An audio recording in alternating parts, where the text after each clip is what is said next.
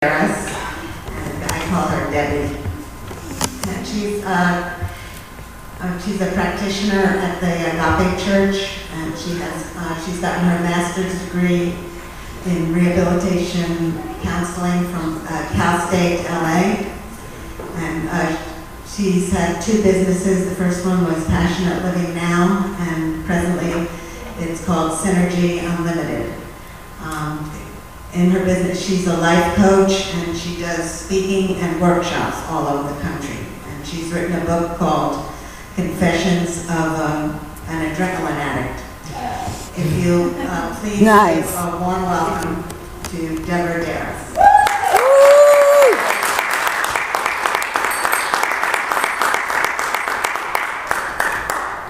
I brought a bell, I don't know why. I know, right? I want an instrument, I want to be with the band. Hello there, my beautiful spiritual community. I'm so happy to be home. I absolutely am so grateful for every single one of you. This is the church that I call upon for prayer. So I am so blessed to be here because you all are prayer warriors. That's right. Absolutely, and I'm so grateful to be here. My topic today is embracing the darkness before the dawn. And I spoke here in March for the first time in a long time.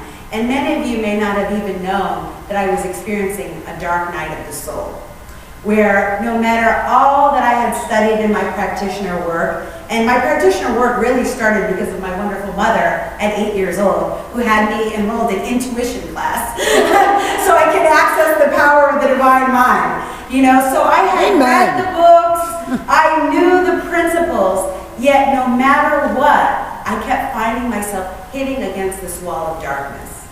And one of the things that I've learned in my studies is how to master our thoughts, right? We're taught as practitioners, thoughts are things, right? Ernest Holmes talks about the power of prayer is all about being aware of our thoughts.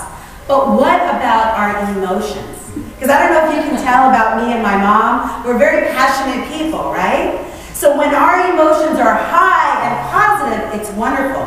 But when the emotions go down and it's low, it can be really scary.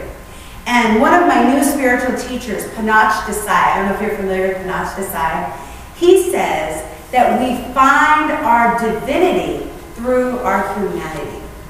That we find our divinity through our humanity. And I really found so much solace in that. Because what he says is, it's okay sometimes to feel sad. It's okay sometimes to feel angry. In fact, that's what makes our life experience as human beings so profound, that we have these emotions. What it's not okay is to stay in those emotions. I don't even want to call them negative or positive, because they are what they are. Amen. And it is only through our judgment of them that they stick. Because whatever we resist, of course, will persist. And last year, I had one of my most peak amazing years. I was on tour speaking with Verizon. My business was at the top of its game, and everything was just going my way. All of the visions and the hopes and the dreams that I had had for my career suddenly came for fulfillment. And guess what? I thought it was me. This little thing called ego reared its ugly head and said, oh, Deborah Deras did this, and Deborah Deras did that, and Deborah Deras accomplished this. And as my success got higher, my spiritual practice suddenly got low. Oh, I don't need to pray today. Things are just great. I think I'll just skip meditation because I'm on the road and it's difficult on the plane and I'm jet lagged, blah, blah, blah. Oh, I don't need to do the reading today. I think I'll just skip watching church. And all of a sudden, I started living my life as a human doing rather than a human being. I forgot who I was. And the darkness started to get bigger and the light began to get smaller. And because I was so sucked up in the world of effects, of this condition and this circumstance, this not going through and this not going through, all of a sudden I got into this strange habit of blaming other people.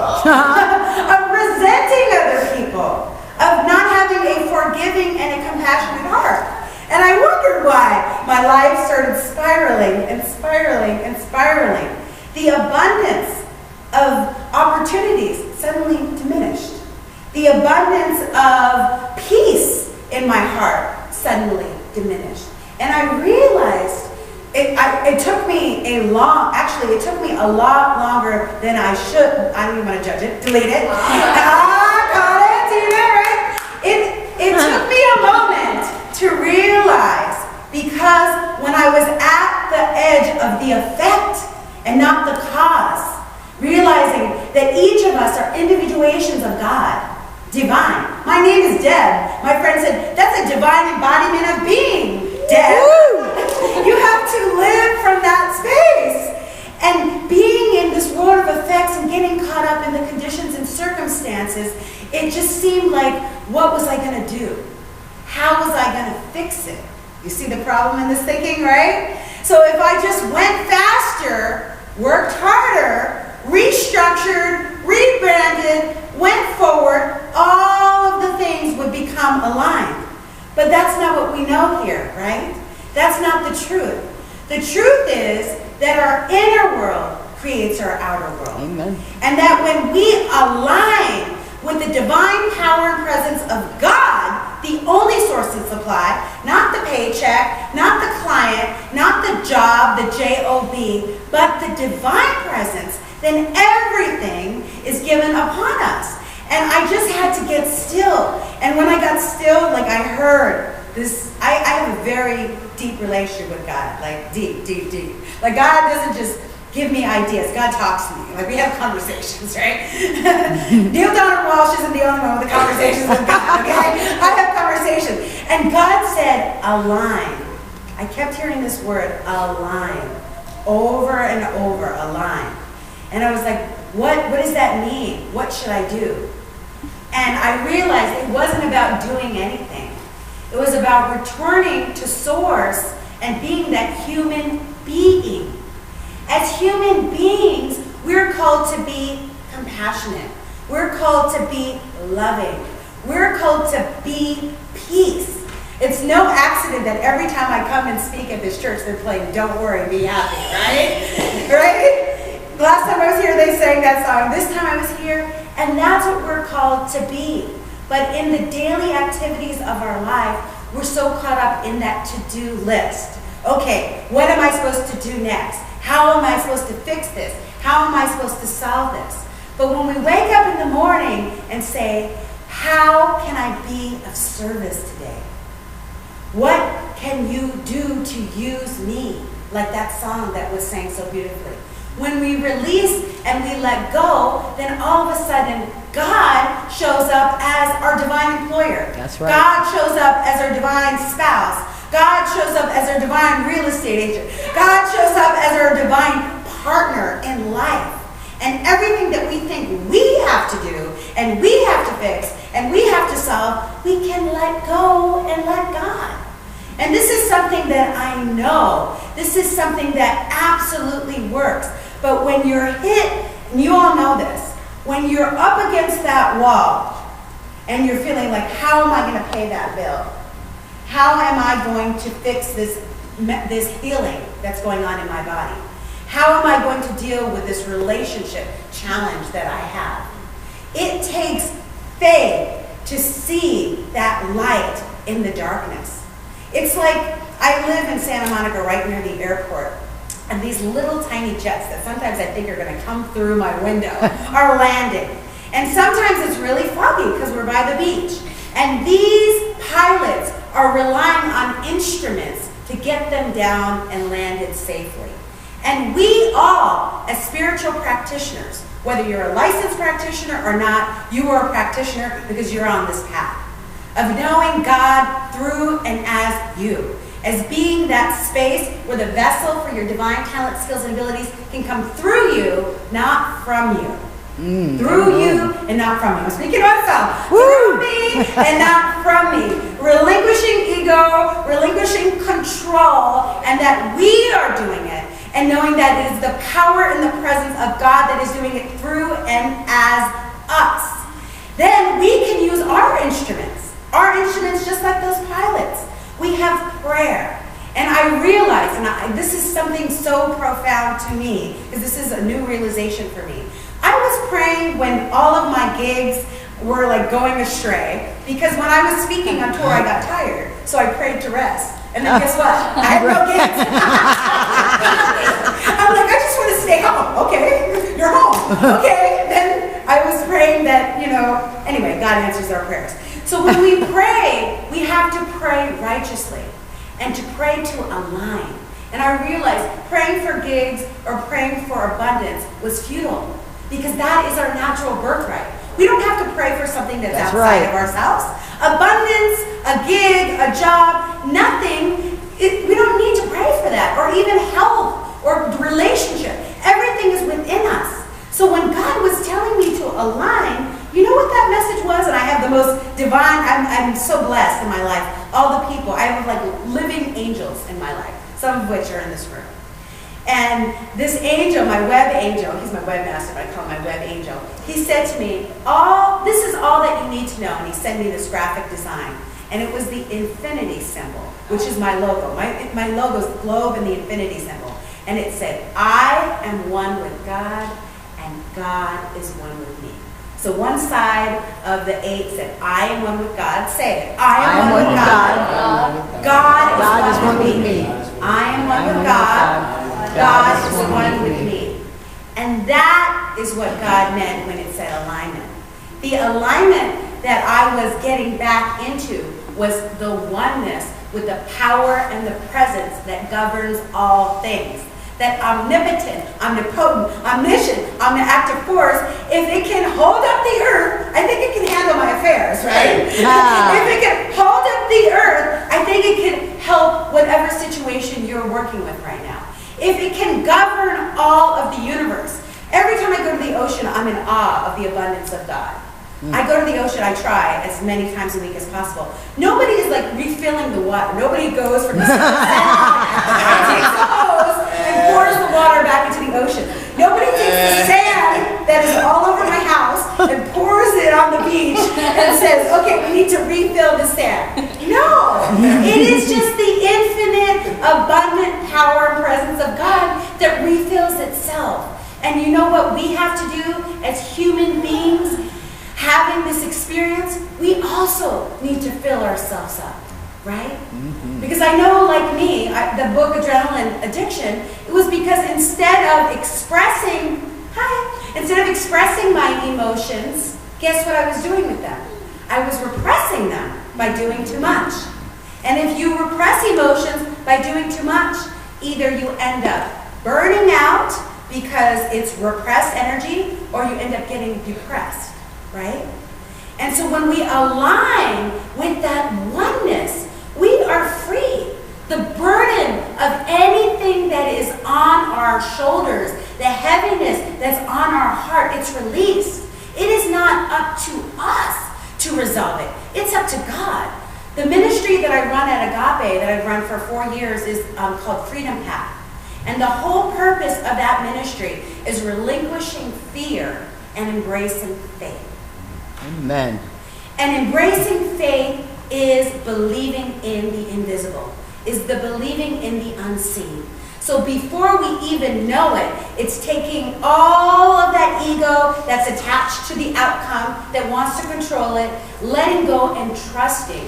And I just recently, just in this alignment, in this realization said, okay, so what am I doing differently, right? Besides aligning the thoughts, allowing the emotions, praying from a place of oneness, not to get, but to align. And then the second thing that Reverend Michael, those of you that have been to Agape, says every single time you go to service is to meditate, right? And being an adrenaline addict, it's not the easiest thing for me to sit still and connect with Spirit. But guess what? Prayer is when we're speaking our truth and aligning. And meditation is when we're downloading the wisdom of the universe to us. That's when God is giving us all this information.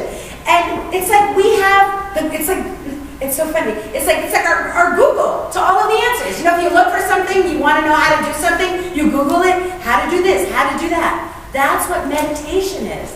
It's aligning with what it is that we are to be, how it is we are here to serve. And in my meditation, I heard the words, El Segundo. I was like, what? Are you speaking Spanish to me, God? Is that the second? What does that mean? El Segundo, El Segundo, El Segundo. And every time I would drive by El Segundo, I would be like, okay, what's going to happen, right? And recently, last week, someone had hit my car, and then I got to rent a car, and someone had hit the rent-a-car in El Segundo. And I was like, okay, I hear you. And my mentor, Oprah, used to always say this too. God gives us a whisper. And he's talking to us in our meditation. And if we're patient enough to be still, we can, in the place of harmony, love, and peace, download it easily. No extra cost for the bandwidth of downloading that, right? If we don't do that, we can do it the little harder way, where we get that knock on the door, which could be a little tap. Like I said, I know I keep getting rear-ended. I have an irresistible rear end. That's the joke I told the mechanic, right? I couldn't joke with you, right? And I was like, why do I keep getting rear-ended? I'm like, oh, it's got to be a compliment, and I got to turn it around somewhere. God wanted me to stop in El Segundo, right? And so I'm in El Segundo, and I'm like, okay, what is this? What is this? So I get back home, and I get an email, and it's from Aerotech. Aerotech is a company that works with rocket scientists located in El Segundo. And they have been requesting me to do training. And the contractor that usually hires me to do training thought, because I was on tour last year with Verizon, that I was too busy. He didn't know until I surrendered and I let my ego go away in my pocket, and I called him and I said, do you have anything for me? He's like, yes. They've been requesting you in El Segundo, but I've been saying no because I didn't think you were available. Oh. See that? So how many times are we not available for God to download those messages for us to be available to serve our talents and abilities? Yeah. And that's not more, there's more else going on. And then my friend was like, Deborah, I really think you just need to get aligned in your finances. You need to really have a good CPA, a good accountant that's going to get you on track so that you're not going to have these problems with getting paid and contracts. She's like, I have this man, his name is Mr. Money. He's really difficult to get a hold of, but I think I could get you an appointment. His office is right here in El Segundo. And I'm waiting for the third thing, because things come in threes. So I'm waiting for the third opportunity in El Segundo that I know what the third opportunity is. I am actually, when you go on the internet, Google, and you say how to do this, how to blah, blah, blah. So eHow, the company that they asked me to do videos, and we're going to be shooting a whole video series in my studio in El Segundo, right? So I'm here to say this because prayer is to align with the oneness of God. Meditation is to pause, to listen to the divine right action, because there's no point in praying if we're not going to listen to the divine guidance. My beautiful sister over there, Deborah, my mom's prayer partner, one of the gifts of the name Deborah is the power of discernment. But we all have the power of discernment. It's not just to know, but it's to act on that inspired action. Not to be the human doing and act on that frenetic, what's next, what do I have to do, how can I fix it? See that clench when we're in the to-do mode? But when we're in the human being mode, in the let-go mode, we can ask, what do I need to release to allow the abundance? What do I need to release to allow the vital health? What worry can I be happy to allow the divine joy? What do I need to relinquish? For me, it was attachment to any ego identification. I'm so blessed to have a practitioner mother, right? And so I'm calling my mom for prayer like almost every day. It's good to have a practitioner in the family, right? And because I wasn't seeing it for myself. And one day she asked me, it was like such a profound question.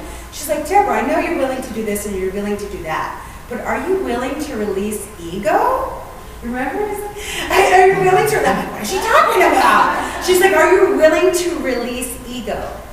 And I really had to pause and see what that was, and to realize, and for myself and for all of you, who we are in the world is unattached to our status. I said this last time. It's unattached to our job title. It's unattached to our bank account, to our FICO score. It is the beingness of the divine nature of God's goodness that is operating through us. This is the beauty of who we are as human beings. This is what Panach Desai was saying, where we embrace our divinity through our humanity. We have the blessing of co-creation, that we can both experience the love of being in love, that passion, that bliss, that ecstasy, and then we can also experience that heartbreak of losing that loved one. We have that ability to experience those emotions, but we also have the ability to align with God and to know the truth and to say, yes, you may talk about recession, but I know abundance is my birthright. Yes, you may talk about a diagnosis, but I know my prognosis. That's yes, right. You may talk about heat and hot and blah, blah, blah. I was like, I don't need hot yoga today. I've got hot sermon, right? Everything that we have, this is the beauty of it, is here, right? And we cannot find it here. One of my favorite people is Einstein. And Einstein said that we can't solve a problem from the consciousness that created it. So if our consciousness is here in the thoughts and how can I fix it and what can I do to resolve it, we're not here with God, with love, which is our source, which is our supply. That we don't have to fix it, that we have to surrender it. And in my book, which I'm giving to all of you, I'm not telling you anymore, I'm giving it away. That's my Deborah moment, right? So on Deras.com, all of you can download a complimentary copy of the book. So I'll give you that information. So surrender, and one of the chapters of the book is surrender. And surrender is not giving up. It is relinquishing the idea that we need to control or fix anything, and knowing that God and the divine order of the universe is in control of all. And when we let go and let God, our life is beautiful. Our life is perfect. The moment that I said, I give up everything, I'm like, if I have no work, if I have no money to pay my rent, if I have no this, no that, it's okay. Because one thing that can never be taken away is my consciousness and my faith. And with that, everything is possible. That's my tagline of my business. With the power of synergy, meaning God. I didn't want to say that, but you know what I'm talking about. With the power of synergy, meaning me and God, anything is possible. And that's what we're about here tonight. Possibility. And so I want to read to you this passage that I got. Once I realized this and came into alignment and am in the light, I am letting my light shine, and I'm going to encourage all of you to do the same. A new heart also will I give you, and a new spirit will I put within you. Ezekiel 36:26. People who spend a great deal of time in prayer, meditation, or communion with Spirit gradually take on a new atmosphere, a new sweetness, a love and light that all others sense. The Old Testament often refers to a light always shining over the altar in the temple. This light, of course, is a symbol of the light that is never extinguished. The light of Jesus has been sensed by artists so completely that they have depicted it as an aura, an atmosphere of light. Now, this light is real. There is such light at the center of everything. This is the divine stuff of which we are all made. There is nothing outside of this light. Everything exists in it. There is light at the center of everyone. It is never obliterated, but it does seem that it's often obscured for various reasons. Jesus said, never to put your light under a bushel, but to let it shine. I feel a deep sense of unity with everyone and with everything. I know that all is love, and I am filled with the goodness of life, love, and light flow in and through me. I give thanks for the radiance of Spirit within me. Let's pray.